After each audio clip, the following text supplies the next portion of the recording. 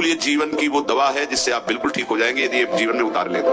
हृदय में लिख लो, दिमाग में लिख लो, किसी नोटबुक में लिख लो, जो आप रोज स्वाध्याय करें।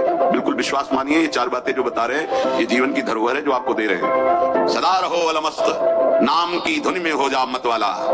निरंतर नाम, क्या फर्क पड़ता है? एक एक शब्द अमृत है, ये जीवन का सार हम आपको बता रहे हैं। मन से लड़ने की ये युक्तियां हैं जिससे साधु अपने मन को भगवान में लगाकर शांत करता है। जब आप इन 4 सूत्रों का प्रयोग करके मन को भाव में ले आएंगे तो यही मन जो आपको रुलाता है ये नचा देगा।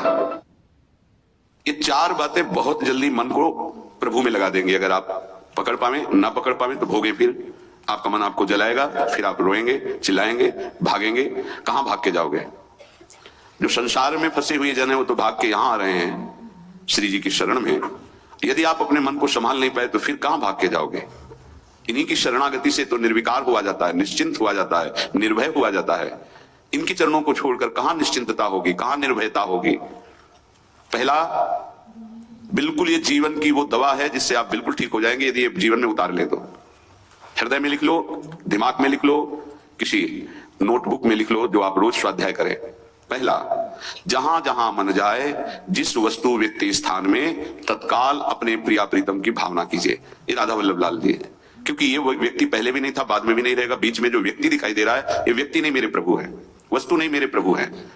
ये स्त्री नहीं, ये प्रभु है। ये पुरुष नहीं, ये प्रभु है। ये पापी नहीं, ये प्रभु है। ये महात्मा नहीं, ये प्रभु है। मान लो, सवाल हल हो जाएगा। दूसरा, जहां जहां मन जाए वहां वहां मिथ्यात्व भाव करके ये सब माया का विलास। राधा वल्लभ, श्री हरिवंश, राधा वल्लभ। और मन का एक स्वभाव है, जहां हम परिचय उसका ये जान जाते हैं स्वभाव का, तो हम उससे शासन में ले लेते हैं। लोग परिचय नहीं जानते हैं। जीव ही आप जानेंगे, ये भागाते हुए आ जाएगा। इसको सेकंड में भी कम समय में अधीन किया जा सकता है और पूरा जन्म लग जाएगा, फिर भी अधीन नहीं कर पाओगे। बात को समझिए। ये 1 सेकंड में विश्व ब्रह्मांड में कहीं भी यदि इसका परिचय है वो तत्काल पहुंच जाएगा। वायु भी इसके समान वेगवान नहीं है। मन, अगर अमेरिका गए हैं, आपने वो दृश्य देखा है, कोई एरिया, महल, घर, जो भी 1 सेकंड के कम हिस्से में वो पहुंच जाएगा। ऐसे मन को प्रभु में लगाने के लिए जहां मन जाए, और जाना कि गया, इतना सावधान साधक होना, गया वो तत्काल आ जाएगा, उसको बुलाना नहीं पड़ेगा, वो तत्काल लग जाएगा। राधा वल्लभ, श्री हरिवंश, राधा वल्लभ, श्री हरिवंश, राधा वल्लभ। हो सकता है 5 बार न कह पाओ, फिर भाग जाए, फिर उसे लाना है। इसे कहते हैं अभ्यास योग। अभ्यास योग युक्तेन चेतसा नान्यगामिना। एक दिन ऐसा आएगा नान्यगामिना, ये जाएगा ही नहीं, ये नहीं जाएगा। फिर दिव्य शाश्वत परम पुरुष की प्राप्ति इसी से हो जाएगी। तीसरा, हमारे मन में जो सही स्फुरणाएं हो रहे हैं उसका सपोर्ट जरूरी है। विरोध से ही मन केवल काबू में नहीं होता है, सपोर्ट जरूरी है। अब सपोर्ट शब्द से कितना मन प्रसन्न हो रहा है, हर्षित हो रहा है, उस बात का सपोर्ट जो गुरुवाणी, शास्त्र, संतजनों की वाणी, उसके अनुकूल वो बोल रहा है। चलो आज हम तुम्हारी बात पूर्ण कर देते हैं। वो कहता है मुझे आज मीठा खाने की बहुत इच्छा है। ठीक है, हम श्री जी को भोग पधराते हैं, नाम कीर्तन करते हैं, आचमन कराते हैं, फिर उसको पा लेते हैं। बिल्कुल वो आपको भजन में विरोधी भाव नहीं पैदा करेगा। कहीं कहीं मन को सपोर्ट करना है, वो कहीं कहीं शास्त्र सम्मत गुरु आज्ञा के अंतर्गत सपोर्ट जरूरी है, जरूरी है। बिल्कुल विश्वास मानिए, ये 4 बातें जो बता रहे हैं ये जीवन की धरोहर है जो आपको दे रहे हैं। चौथी बात, जो शास्त्र विरुद्ध दोष वाली सलाह दे रहा है, बिल्कुल नहीं, बिल्कुल नहीं, बिल्कुल नहीं। जैसे वो जरूरी है सपोर्ट, ऐसे बिल्कुल सपोर्ट नहीं, बिल्कुल सपोर्ट नहीं, बिल्कुल नहीं। अब वो आपको जलाएगा। जैसे सपोर्ट शब्द से हर्षित हो गया, ऐसे बिल्कुल नहीं शब्द से वो शोकित हो जाएगा। अब आपको उदास कर देगा। जब उदास वो होगा तो आप उदास हो जाएंगे, कहीं मन नहीं लगेगा।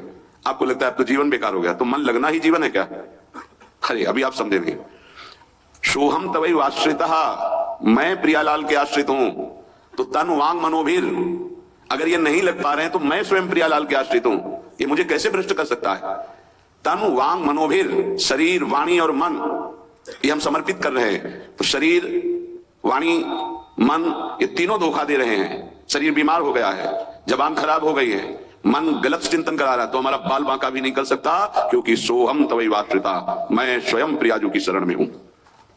उपासक ये 4 बातें नोट कर ले, बहुत ये जीवन के लिए अत्यंत लाभदायक है।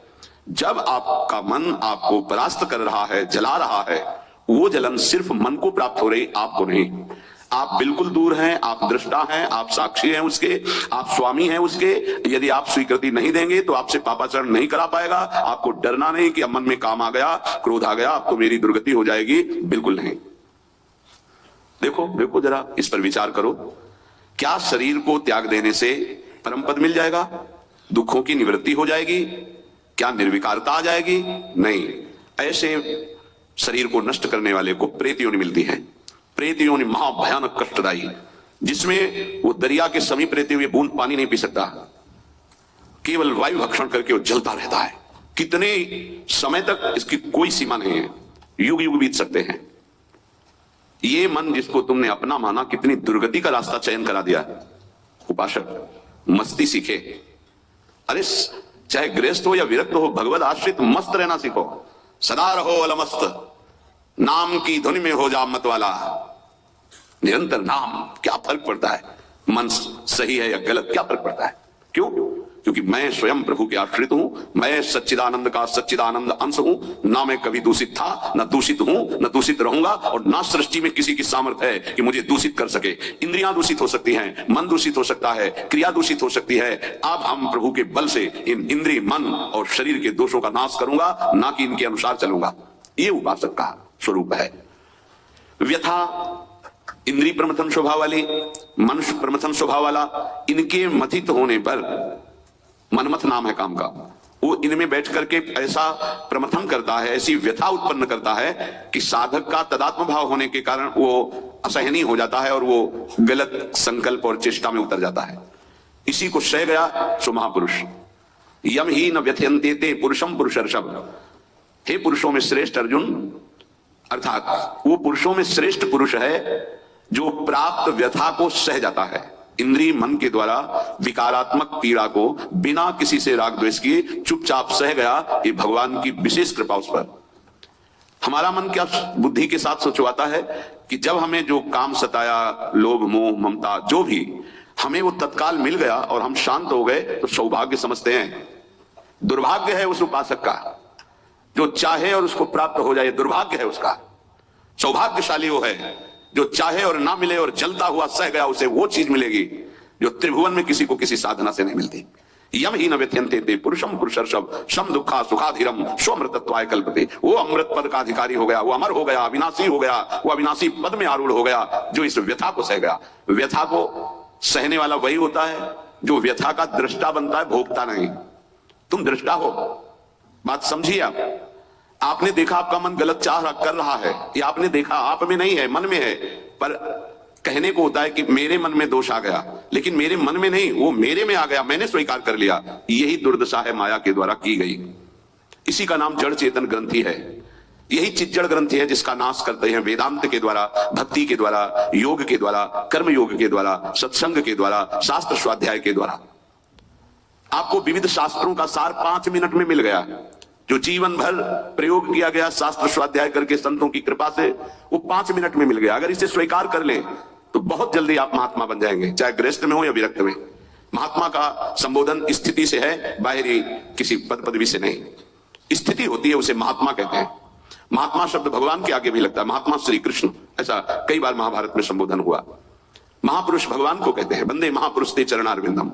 जो भगवान में तन्मय हो गया वो महात्मा, जो भगवान में भगवत भाव को प्राप्त कर लिया वो महापुरुष, अर्थात भगवान और भगवान के जनों में अभेद स्थिति हो जाती है। अगर ये आज जो चर्चा हो रही इसको आप अपने जीवन में नहीं धारण कर पा रहे तो दुर्भाग्य है, जलोगे, रोगे, परेशान कर देगा तुम्हें मन। इसको बहुत बार सुनना। एक एक शब्द ये अमृत है, ये जीवन का सार हम आपको बता रहे हैं। मन से लड़ने की ये युक्तियां हैं जिससे साधु अपने मन को भगवान में लगाकर शांत करता है।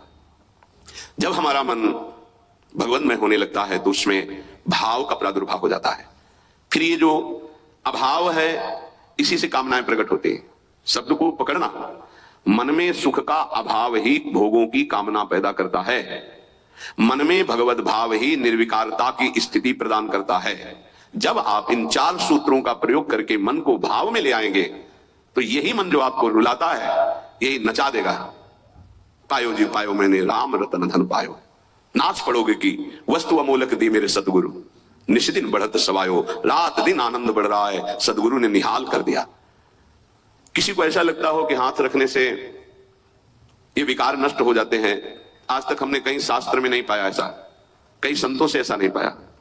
सबने उपदेश देकर के, कृपा शक्ति देकर के साधन में लगाया और उसको परिपक्व किया, उपासक को बलवान बनाया।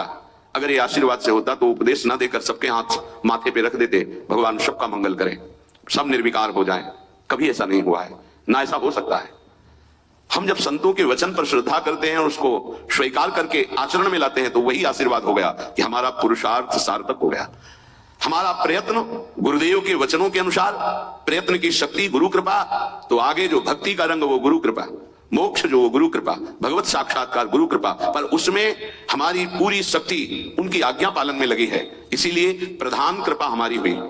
हम प्रधान कृपा अपने ऊपर नहीं करते, और तो सहायक कृपा सब है। भगवान की कृपा, मानव देह मिला, सत्संग मिल रहा है। गुरु की कृपा, स्वीकार किया, मंत्र दिया, नाम दिया, उपदेश कर रहे हैं। शास्त्र कृपा, हमें सुलभ मार्ग, भगवत मार्ग, उससे नाना प्रकार के बचाव पक्ष की बातें, उसमें आसक्त होने की बातें दोनों बताई गई। परमार्थ में कैसे आसक्त हुआ जाता है, परमार्थ में कैसे बचा जाता है, शास्त्र कृपा भी है। अपनी कृपा हम नहीं कर पा रहे। अपनी कृपा, अब हमको इस संसार समुद्र से मुक्त होना है, डूबना नहीं, इसमें पार जाना है। अब मुझे वही करना है जो मेरे गुरुदेव कहते हैं, शास्त्र कहता है। अब इसके विपरीत नहीं, ये अपने ऊपर कृपा हो गई।